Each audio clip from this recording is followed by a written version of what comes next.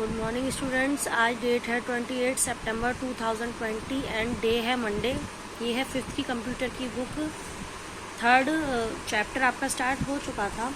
उसमें आप लोगों का जो मैंने आपको साउंड्स तक बता दिया था, साउंड तक, ठीक है।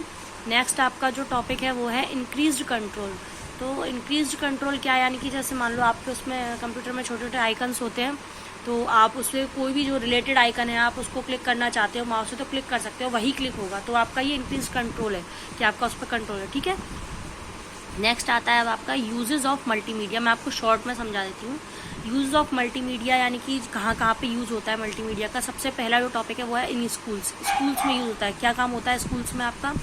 स्कूल्स में जैसे बच्चे बोर ना हो, इसलिए आप लोगों ने शायद देखा होगा छोटी क्लासेस के लिए पीजी के लिए स्मार्ट क्लास बनाई गई हैं, जिससे कि उसमें आपके सॉन्ग्स चलते हैं, पोएम्स लगाई जाती हैं और बच्चे उसे एंजॉय करते हैं एंटरटेनमेंट के पर्पज़ से, ठीक है ना। तो स्कूल्स में आपका इस तरीके से यूज़ होता है।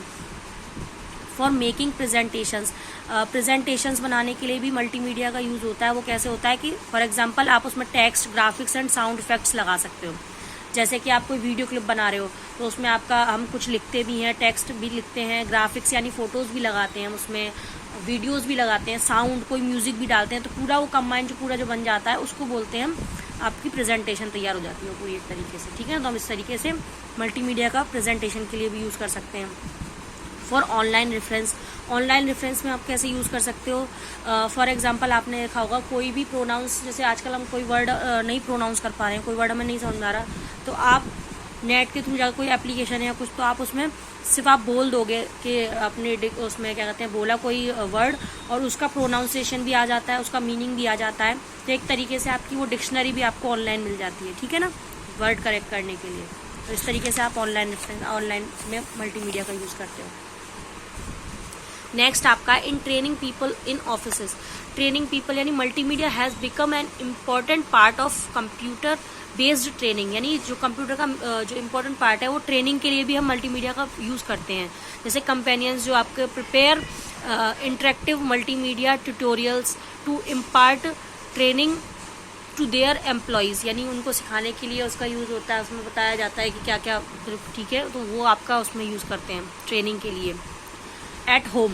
होम पर हम क्या करते हैं, अपने घर पर जो हमारा कंप्यूटर होता है, पीसी होता है, उसमें हम क्या करते हैं, the multimedia PC at home is used for entertainment, reference, learning, writing, etc. यानी हम बहुत सारी चीज़ों के लिए घर पे यूज़ करते हैं। जैसे आपका एंटरटेनमेंट, एंजॉय के लिए सॉन्ग सुन रहे हैं, वीडियोस देख रहे हैं, मूवीज़ देख रहे हैं, ठीक है ना।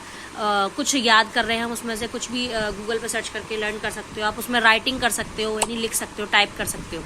तो इस तरीके से हम घर पे यूज़ कर सकते हैं। बहुत सारी चीज़ें, बहुत सारे काम कर सकते हैं हम घर पे, ठीक है ना। तो इस तरीके से घर पे यूज़ होता है। आई होप आप लोगों को यूजेस समझ में आ गए होंगे। अब आपका रह गया है गेटिंग स्टार्ट विद मल्टीमीडिया। ये मैं आपका कल समझाऊंगी और आपका ये चैप्टर भी कल कंप्लीट कर दूंगी, ठीक है। Thank you.